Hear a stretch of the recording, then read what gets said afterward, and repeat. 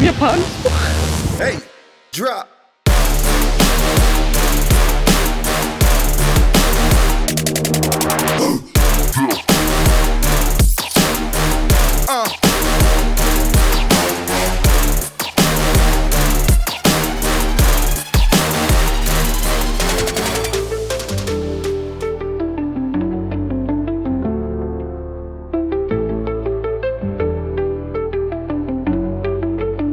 Pozdrav svima! Putujemo u Japan, u zemlju čuda i tradicije. Naša avantura počinje posjetom Osaki, zatim ćemo istraživati Naru, Kyoto i posljednje, ali ne manje važno, Tokio. Letimo Emiratesem, a naše putovanje kreće početkom 8. mjeseca. Pratite nas i uživajte u svakom trenutku naše japanske avanture.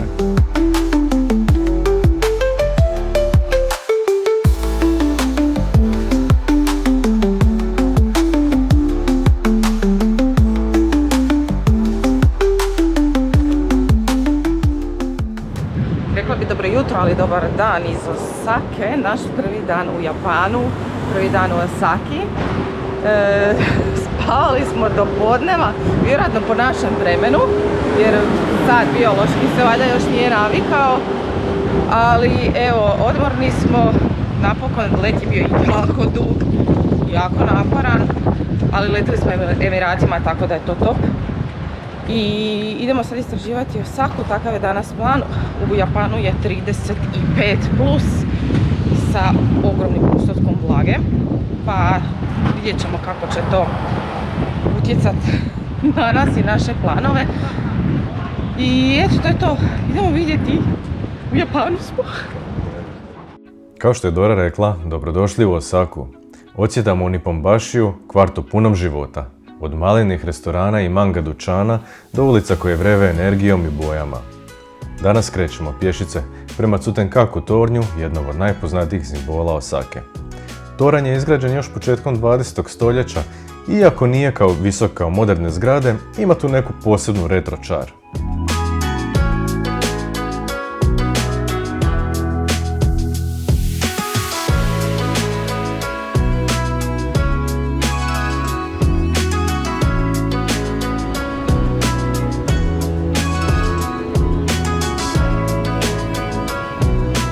Cijeli kraj oko njega zove se Shinsekai, doslovno novi svijet. Taj kvart je pun vintage znakova, lampiona i malih mjesta gdje se lokalci nalaze i druže. Svaka ulica ima svoju priču, osmijehe prodavača, miris takojakija i onaj osjećaj da si baš tamo gdje trebaš biti.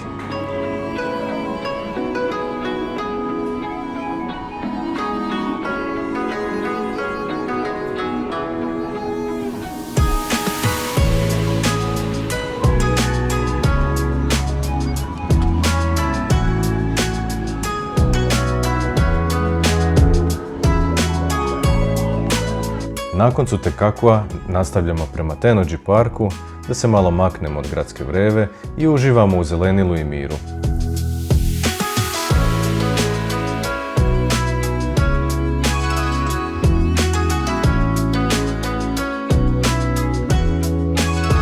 Evo dok šetamo ovim prekrasnim parkom u srcu Osake, htjela bih samo nešto reći o našem putu do ovdje. Dakle, letili smo sa Emiratima iz Budimpešte do Dubaija, to je trajalo oko 5 sati. Onda smo u Dubaju imali presjedanje, čekali smo oko 2 sata otprilike i nakon toga je uslijedio put za Osaku od nekakvih 9 sati. Dobili smo jedan obrok na putu do Dubaija i to odličan obrok i 2 obroka smo dobili na putu prema Osaki. Svi su obroci stvarno bili vrhunski, baš smo se onako lijepo najeli i prezadovoljni smo sa uslugom, sa komforom. Uglavnom sve evo najbolje za Emirate, nije ni čudo da su u top nekoliko najboljih aviokompanija. Opet bih birali da idemo s njima i to je to. Nemamo neki jet lag, vjerojatno su se tako potrefile nekako, noću smo putovali, ali smo dobrano se naspavali, dobrano smo bili umorni i teško nam je bilo naći izlaz iz stanice, iz Osake prema našem smještaju. Ali evo, to je ukratko to.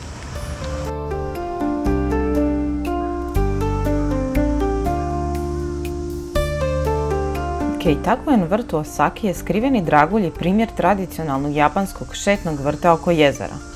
Paviljon i kamene staze pozivaju posjetitelja da uspori, zastane i jednostavno uživa.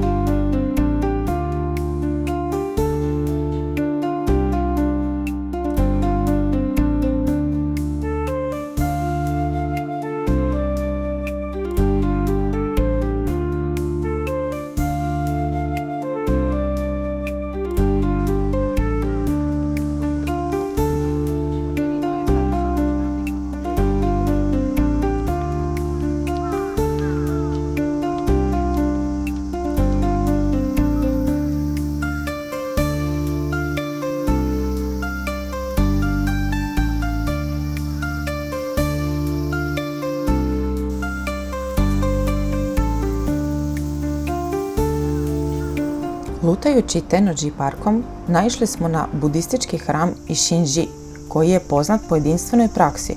Pepeo preminulih pohranjuje se u statue Bude unutar hrama, što ga čini posebnim u Japanu. Kod ulaza se nalazi Temizuya, mjesto za pranje. To je simbol pročišćenja i privlačenja pozitivne energije.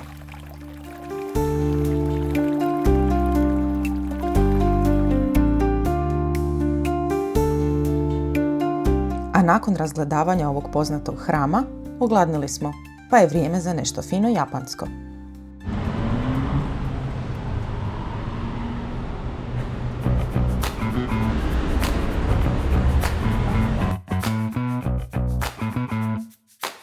U Japanu smo primijetili jednu zanimljivost. U mnogim restoranima i malim barovima za hranu nema klasičnog osoblja za narudžbu. Umjesto toga sve ide preko mašina, od odabira jela do plaćanja.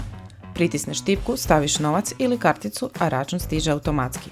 Super praktično i brzo, a i malo futuristički.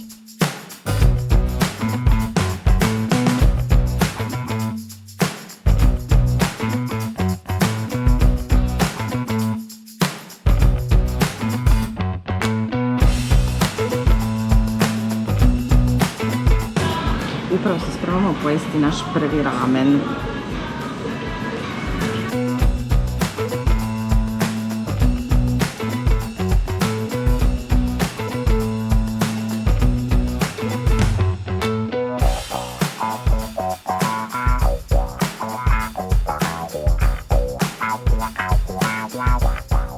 I evo, nakon restorana i ručko večere i naših prefinog ramena idemo prema najpoznatijoj ulici Osaki, prema Dotonburiju.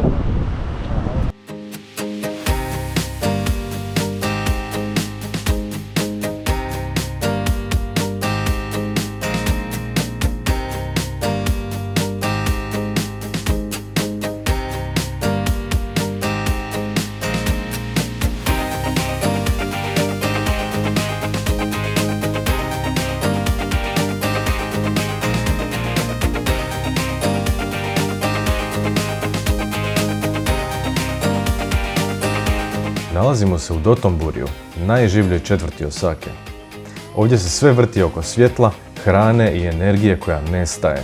Danju gužva turista, a noću pravi spektakl boja i zvukova. S obje strane rijeke nizaju se restorani, reklame i poznati neonski znakovi, a među njima i legendarni Glicoman, simbol grada. Mirisi s ulice su neodoljivi, takoyaki, okonomiyaki, yakitori, sve se priprema pred tobom i teško je odlučiti gdje prvo stati. Ljudi se smiju, fotkaju, viču iz restorana, sve pulsira tim nekim Osaka vibeom koji te odmah osvoji. Dotonburi je pravi kontrast, kaotičan ali šarmantan, bučan ali miran u isto vrijeme.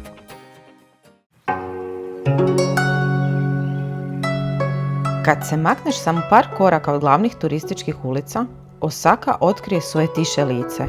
Male hramove skrivene među zgradama i uskim ulicama, gdje se odmah promijeni atmosfera. A nakon hrama, naravno, opet hrana, pa lagano natrag prema smještaju.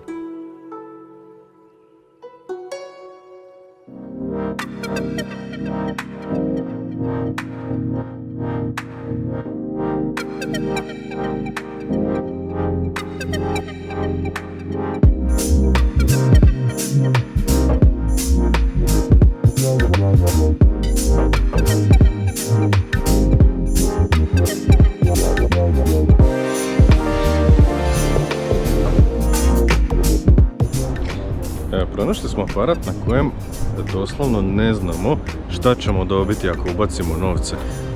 Prevoditelj je prečudan.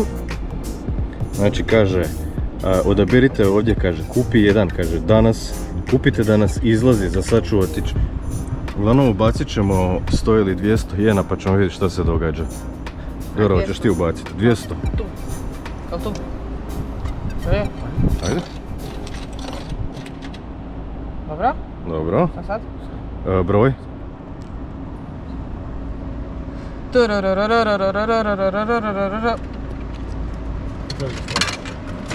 Da, evo nešto ti je upalo.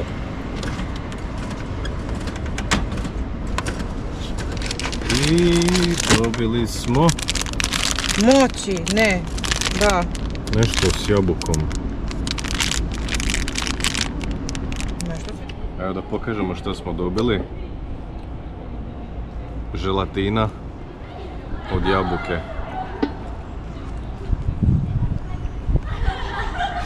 Da ne bude da nismo jeli voća u Japanu. Fino, fino. Voće pravo. Okus je jabuka originalna. Znači, u pitanju je želatina, a okus je ko da jedeš pravu jabuku.